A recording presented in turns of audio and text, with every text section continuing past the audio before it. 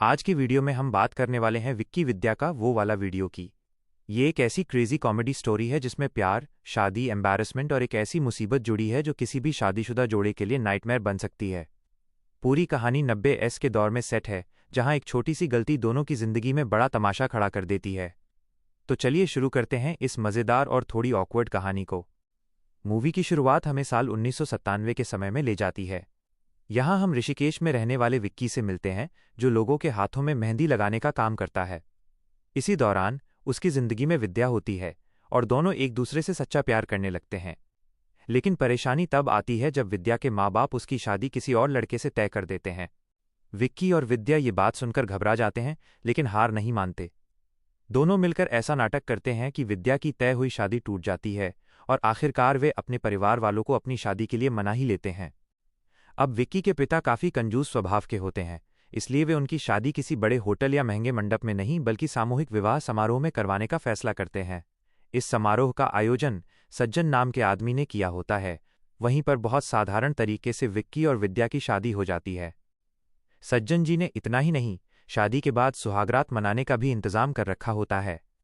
दोनों नए नवेले पति पत्नी उस पल को पूरी तरह एंजॉय करते हैं और अपनी नई जिंदगी की शुरुआत करते हैं। उधर विद्या के माँ बाप चाहते थे कि शादी के बाद दोनों वैष्णो देवी जाकर आशीर्वाद लें, लेकिन विक्की और विद्या का प्लान कुछ और ही होता है। वे घर वालों से कहते हैं कि वे वैष्णो देवी जा रहे हैं, लेकिन असल में दोनों चुपके से गोवा घूमने निकल जाते हैं ताकि अपना हनीमून अच्छे से एंजॉय कर सकें। गोवा में घूमते फिरते एक दिन विक्की अचानक अपनी एक अजीब सी इच्छा विद्या के सामने रखता है। वह कहता है कि उन्हें अपने सुहागरात के खास पलों की वीडियो बना लेनी चाहिए। उसका तर्क होता है कि अगर कभी भविष्य में दोनों के बीच झगड़ा हो जाए तो वो वीडियो देखकर उन्हें अपने प्यार के पुराने पल याद आ जाएंगे। ये सुनते ही विद्या गुस्सा हो जाती है और साफ साफ मना कर देती है। उसे यह आइडिया बिल्कुल पसंद नहीं आता, लेकिन थोड़ी देर बाद वो सोचती है कि यादों को वीडियो में कैद करना शायद इतना बुरा भी नहीं है। आखिरकार वो मान जाती है और दोनों उस पल को कैमरे में रिकॉर्ड कर लेते हैं। इसके बाद हनीमून खत्म करके दोनों वापस अपने घर लौट आते हैं। घर आते ही एक और दिलचस्प किरदार एंट्री लेता है विक्की की बहन चंदा। चंदा का रहन सहन काफी मॉडर्न होता है और वो अक्सर अपने बॉयफ्रेंड बदलती रहती है। इसी वजह से विक्की के पिता को उसका ये स्वभाव बिल्कुल पसंद नहीं आता। घर में एक और मजेदार कन्फ्यूजन भी होता है। घर की नौकरानी का नाम भी चंदा ही होता है, इसलिए जब भी कोई चंदा को आवाज लगाता है तो अक्सर दोनों में कन्फ्यूजन हो जाता है। इसी बीच परदेसी नाम का एक आदमी भी कहानी में आता है। वो एक फोटोग्राफर होता है और चंदा से बहुत प्यार करता है, लेकिन चंदा उसके प्यार को कभी स्वीकार नहीं करती और हमेशा उसे नज़रअंदाज करती रहती है। एक रात विक्की और विद्या फिर से थोड़ा रोमांटिक मूड बनाते हैं और सोचते हैं कि उस वीडियो को देखकर अपने हनीमून की यादें ताज़ा करेंगे। लेकिन तभी अचानक विक्की के पिता कमरे में आ जाते हैं। घबराहट में विक्की सीडी को सीडी प्लेयर में ही छोड़ देता है और दोनों सो जाते हैं। अगली सुबह जब सब लोग उठते हैं तो घर में हड़कंप मच जाता है। पता चलता है कि रात में घर में चोरी हो गई है और चोर कई चीज़ों के साथ साथ वही सीडी प्लेयर भी उठा ले गया है। अब विक्की के पैरों तले ज़मीन खिसक जाती है, क्योंकि उसी सीडी प्लेयर में उसकी और विद्या की वो वाली वीडियो वाली सीडी लगी हुई थी। उसे डर लगने लगता है कि अगर वो सीडी किसी गलत इंसान के हाथ लग गई तो उनकी बहुत बड़ी बदनामी हो सकती है। इसी डर की वजह से वो विद्या को सच्चाई नहीं बताता और खुद ही उस सीडी को ढूंढने की कोशिश में लग जाता है। घर में चोरी की जांच करने के लिए पुलिस ऑफिसर लाडले आते हैं। लाडले की हालत भी थोड़ी अजीब होती है, क्योंकि उन्हें बवासीर की समस्या होती है, इसलिए वे ठीक से बैठ भी नहीं पाते। लेकिन जैसे ही लाडले की नज़र चंदा पर पड़ती है, वो पहली ही नज़र में उस पर फिदा हो जाते हैं और उसे इम्प्रेस करने की कोशिश करने लगते हैं। उधर विक्की अपनी उस सीडी को ढूंढने के लिए परेशान होकर इधर उधर भाग रहा होता है। वो एक कैफ़े तक पहुंच जाता है जहां अश्लील वीडियो की सीडी बेची जाती हैं। उसे डर होता है कि कहीं उसकी वाली सीडी भी यहाँ तो नहीं पहुँच गई, लेकिन काफ़ी ढूंढने के बाद भी उसे वहाँ अपनी सीडी नहीं मिलती और यहीं से विक्की की मुसीबत और भी ज़्यादा बढ़ने वाली होती है। कहानी यहीं से और भी मज़ेदार मोड़ लेती है। जिस कैफ़े में विक्की अपनी सीडी ढूंढने गया था, वहाँ पर परदेसी भी मौजूद था, लेकिन उसी दौरान कोई उसकी कार चुराकर भाग जाता है। उधर विक्की को पता चलता है कि चोरी का ज़्यादातर सामान शहर के चोर बाजार में बेचा जाता है, इसलिए वो तुरंत वहां पहुंच जाता है ताकि अपनी सीडी वापस पा सके। चोर बाजार में उसकी मुलाकात बादशाह नाम के आदमी से होती है। असल में वही चोर था जिसने विक्की के घर से सामान चुराया था। लेकिन उस समय उसने पुलिस की वर्दी पहन रखी थी, इसलिए विक्की को उस पर जरा भी शक नहीं होता। उधर घर पर विद्या चाहती है कि दोनों फिर से वही वाली वीडियो देखकर थोड़ा रोमांटिक मूड बनाए, लेकिन सीडी तो गायब थी, इसलिए विक्की अजीब अजीब बहाने बनाने लगता है। ये देखकर विद्या को शक होने लगता है कि शायद विक्की की जिंदगी में कोई और लड़की आ गई है, इसलिए वो उससे दूर भाग रहा है। इधर विक्की चोरी का सुराग ढूंढते ढूंढते उस आदमी तक पहुंच जाता है जिसे बादशाह ने चोरी का सामान बेचा था। वहीं उसे पता चलता है कि असली चोर बादशाह ही है और वो अक्सर एक होटल में अय्याशी करता हुआ मिल जाएगा। यह सुनकर विक्की तुरंत उस होटल में पहुंच जाता है, लेकिन जब वो कमरे में जाता है तो देखता है कि बादशाह जमीन पर बेहोश पड़ा हुआ है। उसी समय पुलिस ऑफिसर लाडले भी वहां पहुंच जाते हैं, क्योंकि उन्हें खबर मिल चुकी होती है कि चोरी का मामला बादशाह से जुड़ा है। विक्की घबरा जाता है और समझ नहीं पाता कि अब क्या करे। डर के मारे वो बालकनी से भागने की कोशिश करता है, लेकिन लाडले उसे पकड़ लेते हैं। उन्हें लगता है कि शायद विक्की ने ही बादशाह पर हमला किया है। असल में बादशाह मरा नहीं था, बल्कि कोमा में चला गया था। लेकिन शक के आधार पर पुलिस विक्की को गिरफ्तार कर लेती है और उसे जेल में डाल दिया जाता है। जब मोहल्ले वालों को पता चलता है कि विक्की जेल में है, तो पूरा मोहल्ला तमाशा देखने के लिए इकट्ठा हो जाता है। इसी बीच विक्की आखिरकार विद्या को सच बता देता है कि उसका किसी लड़की के साथ कोई चक्कर नहीं है, बल्कि उनकी वही वाली वीडियो की सीडी खो गई है। ये सुनते ही विद्या गुस्से से फट पड़ती है और विक्की पर खूब चिल्लाती है कि इतनी बड़ी बेवकूफ़ी उसने कैसे कर दी। थोड़ी देर बाद विक्की किसी तरह जेल से फरार हो जाता है और सीधे विद्या के पास पहुंच जाता है ताकि उससे माफ़ी मांग सके। लेकिन विद्या अब बहुत नाराज़ थी। वो गुस्से में कहती है कि अगर वीडियो ही बनानी थी तो और बना लो, लेकिन अगर एक गंदी फोटो भी बाहर आ जाए तो लोग उसे दिखाने से भी डरते हैं। यहाँ तो पूरी वीडियो ही कहीं पहुंच गई होगी। वो दुखी होकर कहती है कि अब सब खत्म हो चुका है और विक्की को वहां से चले जाने को कह देती है। यह सुनकर विक्की पूरी तरह टूट जाता है। उसे लगता है कि उसकी जिंदगी बर्बाद हो चुकी है, इसलिए वो अपनी जान देने का फैसला कर लेता है। लेकिन तभी विद्या उसे रोक लेती है, क्योंकि गुस्से के बावजूद वो उससे प्यार करती थी। आखिरकार वो विक्की को माफ कर देती है और कहती है कि यह समस्या अब वे दोनों मिलकर सुलझाएंगे। उधर दूसरी तरफ बादशाह को होश आ जाता है। अब पता चलता है कि उसकी ये हालत किसने की थी। असल में बादशाह ने बुलबुल नाम की एक खतरनाक गुंडी से पैसे उधार लिए थे। जब वो पैसे लेने आई तो उसके गुंडों ने बादशाह को बुरी तरह पीट दिया, जिससे वो कोमा में चला गया। इसी दौरान बुलबुल को बादशाह के बैग से एक सीडी मिलती है। वह उसे अपने साथ ले जाती है।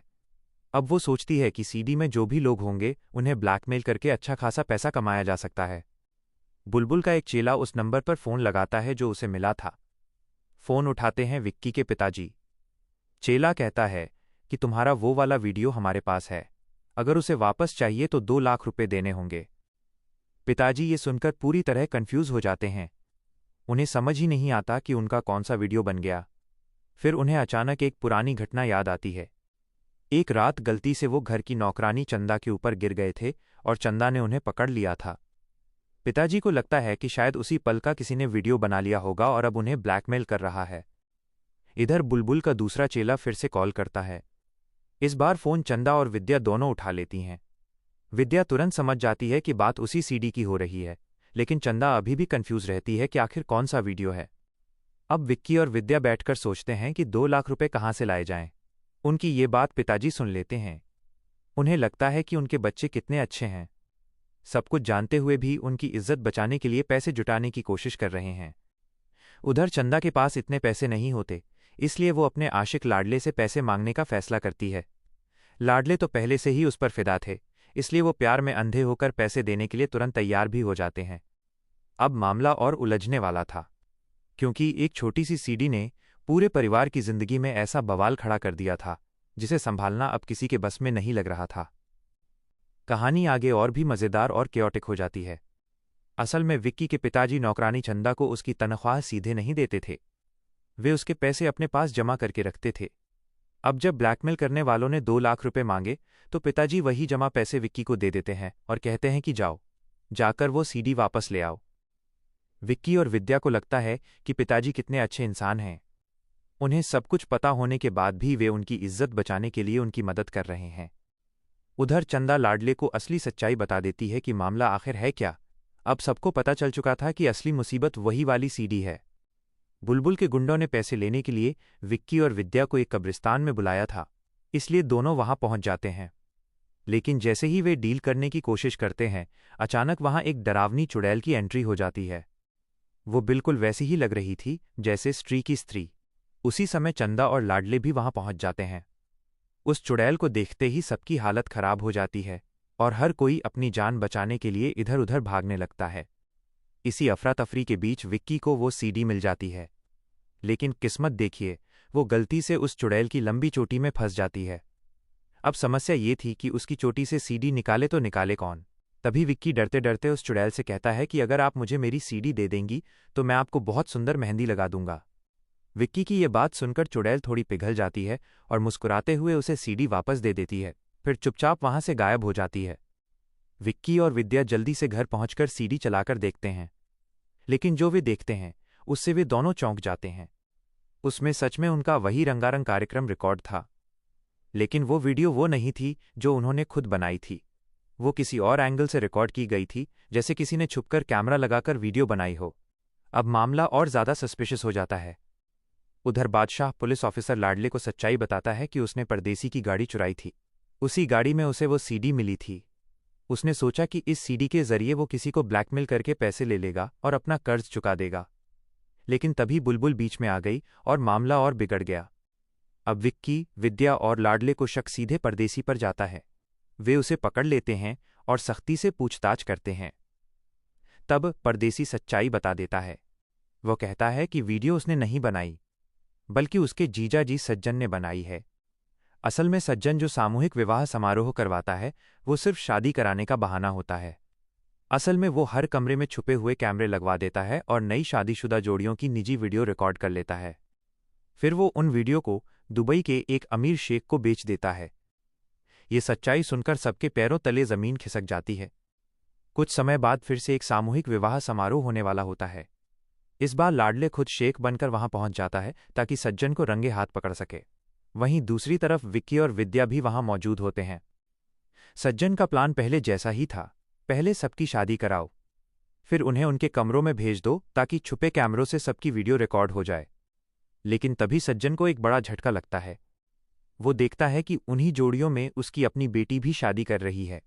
अब वो चाहकर भी कुछ नहीं कर सकता था। अगर वो अपनी बेटी को कमरे में जाने से रोकता तो उसका पूरा राज वहीं खुल जाता।